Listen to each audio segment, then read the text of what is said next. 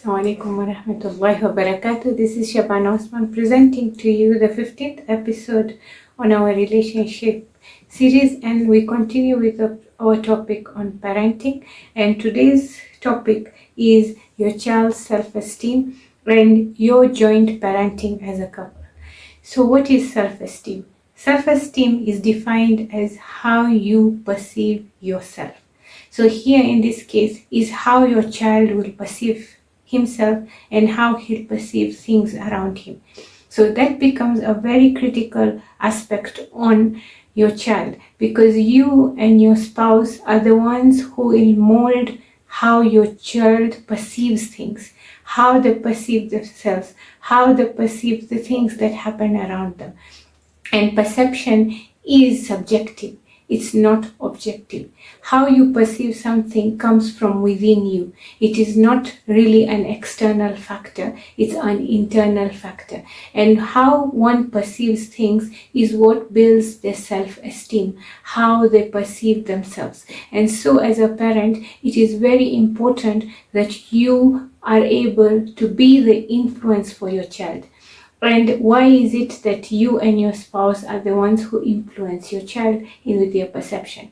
Because what happens, most parents think when they've sent their children to school, when they've sent their children to madrasa, that is where they will be able to find the right source of what they need. But the truth of the matter is, the teachers in school, the ustadas, and the ustads who teach them in the madrasa, they give them knowledge. The application of the knowledge is how they see it in their surrounding, where they live, in their homes. And so whoever is their care provider, whoever is in your household, is the one who will mold their perception of that knowledge.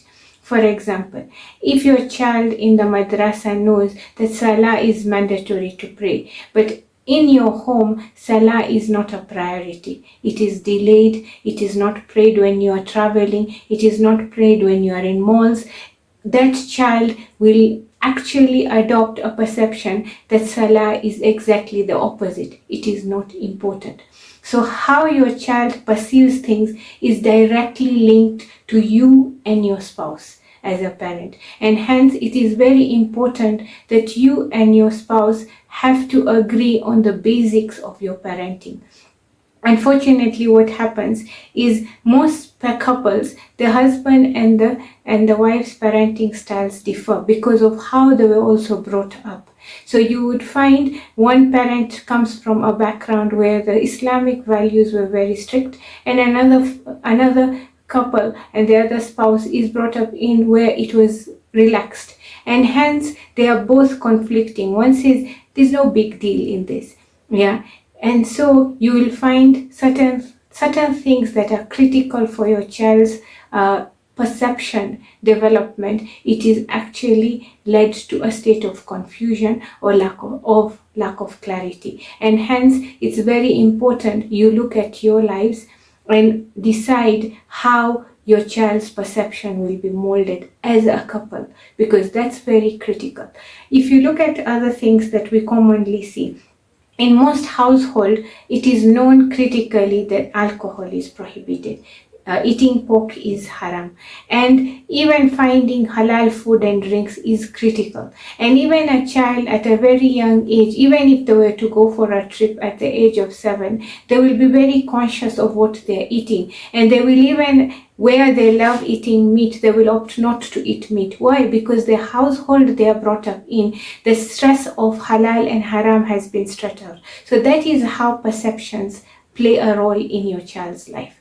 And hence it is very important that basics of the concepts and rules and regulations of Islam are put across, but not just the basics of the rules of halal and haram. We need to go the next extra mile, because like I have said in the previous episodes, a child's well-being, a child's self-worth, a child's self-esteem, it is all molded.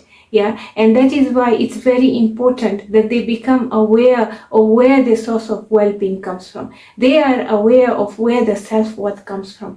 They are aware of where the self-esteem comes from, and you are aware of all of that as well, because you are the one who will mold your child to bring that out. And hence we need to go the extra mile. Your child needs to also understand where the risk comes from, because the risk is not necessarily from you as parents. And the best example is from the Quran, and the example is of Hajar. Hajar ran Safa Marwa, and where did the Zamzam come from? It came from Allah. Yeah, it was from Allah. And in a household where a man is the provider. And here we see in the story of Hajar and Ibrahim alayhi salam. Ibrahim alayhi salam was commanded not to leave Hajar and Ismail in the desert. Did he provide? So sometimes we as women, we get into the cycle of, who is my provider? My husband. So that's a wrong ideology, and we portray it to our daughters, and they end up having the same mentality. The next thing that you need to see in terms of perception is look at how we interact with social media. We create the impression that if you are liked, if you are followed, then that's a popularity. But if we go back to the Quran, what does it teach us? Who is the one who found the greatest following? It's Ibrahim alayhi salam. But was he popular? Was he popular? Yeah. When he called people to come and pray Hajj, he was alone. So who enabled that following to come? Who enabled his popularity? Who enabled the prosperity of Islam? It's Allah Himself. So our perceptions need to be molded from the Quran and the Sunnah. And that can only happen for you as a couple when you decide that the perception of your child will be molded using the Quran and Sunnah.